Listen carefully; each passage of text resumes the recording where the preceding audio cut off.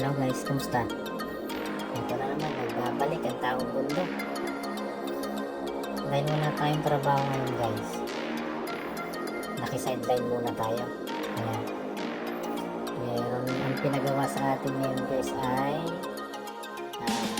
window sill. Ayan guys, haba niya. 6 meter ang haba ng sill na yan. Walang partner dito guys.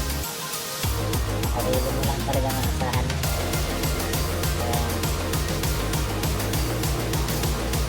Tawag mo ko sa dulo. Bukat sa dulo. Diba? Sa gitna. Dito sa dulo.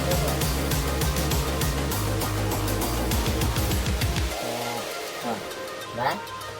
Ganun lang. Kahit walang kasama dito, hindi kailangan kasama guys. Hindi uso ang kasama rito. Okay, yan. Tapos na guys.